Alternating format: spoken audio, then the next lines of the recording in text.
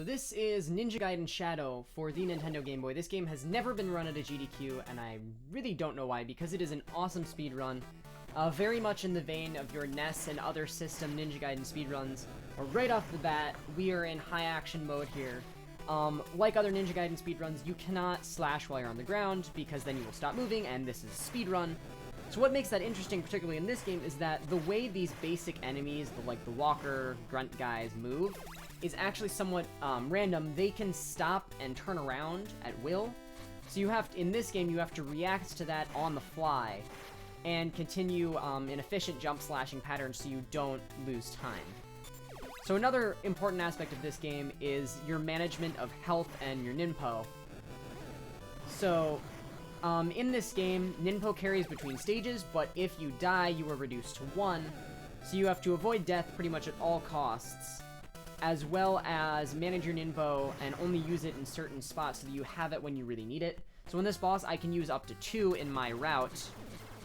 This boss is RNG, but we are going to try and hit him as much as possible.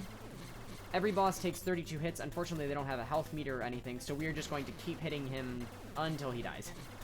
So that was a really good kill because he cooperated. Really what you want out of him is for him to come down instantly one time, and then for him to come down and crawl another time, because if he's crawling away from you, if you hit him with ninpo, you'll hit him twice in a row, and that happens with a lot of bosses. You can double hit with ninpo in quite a lot of spots in this game, and naturally that is a time save. The ninpo hitbox is a bit strange, and we are going to take advantage of that a couple times in the run. So stage 2, in my opinion, is probably the hardest stage in the game in terms of the platforming. We're going to do a lot of really, really tight maneuvers. So we're going to drop down right here, go up, hit this guy with that quick little turnaround. Damage boost through that guy because there's no fast way to do it. Then we are going to try and drop down here as fast as possible. But you can't drop instantly because then those little drone cars will hit you, so you have to wait as little time as possible. Damage boost, swing around this corner, hit him.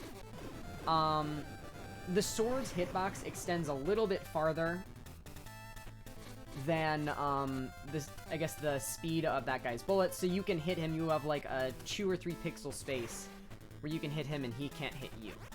And that will happen a couple times in this run where we will hit enemies before they can hit us. So this conveyor belt right here is probably the hardest part of the run to do optimally. It doesn't look like it, but there are a couple 2-frame, 3-frame maybe button presses that you have to nail in there to keep moving optimally. So right here, we're going to take advantage of another property of ninpo, in that it gives you iframes. We're going to run right past that guy. That gets taken advantage of only a couple times throughout the run. And then those drones, the flying ones, are sort of random because they follow you, but their algorithm is a bit strange.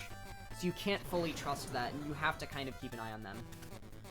So this tunnel here, there's a couple different strats that you can do based on how much health you have and how much ninpo. And whether you're in marathon or PB, like whether you can afford to lose the run. Because again, you cannot die. Then you lose your ninpo, and that's going to throw off your counts. There are a couple spots where you can. If you were to die in here, you can recover. You really don't want to. Then we're going to try and... So we missed that one. But we're going to try and slide under this guy, hit him before his bullet hits us, and then hit that drone. You can do that a little bit faster, but it's very difficult. So this boss kill has a sort of rhythm to it, and it takes a long time to master, where we're just going to want to keep hitting him, move back a little, keep hitting, and kind of line up with his kick pattern. This little guy complicates things because he grabs hold of you, so you have to move a little bit sooner. And then because whenever the little guy goes on the shoulder, the big guy goes to do this dash thing that he has a long, like, little warm-up for. So we're going to take advantage of that and just keep slamming him until he dashes or until we get him. So that is stage 2, and if a run gets past that point on PB pace, it's pretty exciting because of how difficult some of that platforming is. Stage 3 is one of the hardest stages casually because of this boss. Or not even casually, in early speedrunning, I'd say. Where you're trying to go fast but are not quite fully comfortable with the game yet. But at a high-paced speedrun, it's not terribly difficult. It's a lot of fun and it looks pretty cool. Because we're just going to keep moving forward here. We're gonna hit this guy, wait, and as soon as that flame goes, we're gonna go up, we're gonna go down. You want to let go of the grappling hook as soon as possible so you're not wasting time climbing. So this room, this is the Donkey Kong Country elevator antics of Ninja Gaiden. If you do not stop moving, you can catch this elevator cycle right here. And you'll notice the game has a bit of a weird hitbox with these moving platforms where it like pushed you up to the top. Also notice on that first hard elevator jump, you have to do a tiny jump as you're coming off of it so that you go over the first flying drone, but go under the second one's bullet. So that is a relatively small window there. And this room we call the factory. So we want to do what's called fast factory here, where you hit that guy, jump right over, go under, go over, and you can actually optimize this further. The task does, but in a RTA setting, that's really good. And like I said, those flying drones have some randomness in their pattern, so you have to adapt on the fly while that factory thing is moving below you. So this is the second spot where we see Ninpo iframes being used. Go right past that guy. Then we're gonna damage boost here because if you kill those electric cars, they put up a little flame tower for a couple seconds and you can't go by them without taking more damage. That extra life is a troll. If you get it, you will get crushed. I've seen one person make it out alive. It's very difficult though, but in a speedrun, we don't need the extra life. So this boss is the hardest boss in the game to speedrun because he has no quick kill. There's no safe way of taking him down fast. You just have to hit him as much as possible and hope you get him before he gets you. There is a marathon safe strat if things start to go awry, but it is kind of slow. So we want to really just try and hit him until he is down.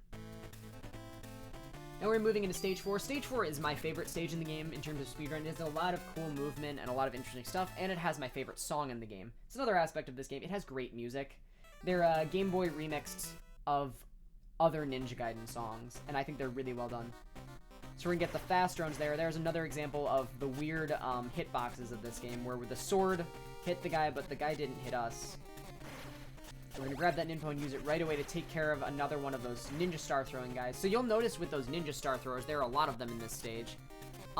When they're on the ceiling, the way they throw them is random. They're a little bit to the right, to the center, to the left. And there are a couple spots where that has an effect, most notably after this guy right here. You'll also notice, I haven't mentioned this yet, the way you juke with those big walking guys. If you don't do that, they put up their shield, and you have to wait for them to put it down. Because their AI, they put up the shield when you look at them, so if you turn around right as they're entering the screen, it kind of messes them up. So luckily, we pretty much don't see their shield for this entire run, because you do those little turnarounds. So you have to walk to the middle to trigger this little cutscene, I guess. In a marathon, I would stop and grab some extra health and Ninpo from down there, because this is a spot you cannot die here. You need a minimum 2 Ninpo to do stage 5 in any remotely speedrun way. Since this world record happened, we've redone our Ninpo route a little, so instead of grabbing that middle one, you actually use the grappling hook to go straight up the middle of this tower, and you use one less in stage 5, and it actually saves like 1.5 seconds in total, which is a lot because of how short this game is. That's actually one of the hardest grabs in the game right now, where you have to drop off of that pole, grab it, and head back up. So this guy is unfortunately pretty random. There is an RNG manipulation that we're working on. We have a consistent setup to make him come down like that instantly for phase 1. So what he'll do if he doesn't come down is he'll sit up and throw those ninja stars like the guys in the stage. We won't see that here because this was the world record and had really good RNG. If it doesn't happen though, it's okay, it's just a little slower. And maybe by the time we get to GDQ, we'll have more of the RNG manipulation set up in RTA, so we won't have to see any stars at all. So coming up is the final stage in the game. It's going to put all of your Ninja Gaiden Shadow speedrunning skills to the test using damage boosts, Ninpo, tight grabbing, really complicated jump slash patterns, everything. So right off the bat, you're going to see these flamethrower guys, and these guys are awful. To be honest, I don't know how to deal with them casually, and by casually I mean without using Ninpo or by damage boosting. There's really no other way of taking care of them, which is why you need to have 2 or more Ninpo going into this stage. So right there is where we have a new setup. Instead of using Ninpo on that one, you actually damage boost and then run straight through him, hit the next guy and the, like, alien drone copter thing. It's about the same amount of time, but it saves the Ninpo grab. So here we did, you couldn't really see because of how short it was. So there's the guy's shield. We call that the double stop at the beginning of the room, where you turn around for the one and then you do 2 turnarounds in a row to stop the next ones. And it's really, really a tight window because of how their AI works. So then you're gonna go right down the middle here. And that's actually, it's a room-based cycle. So if you do something slightly off, you're not gonna get through there.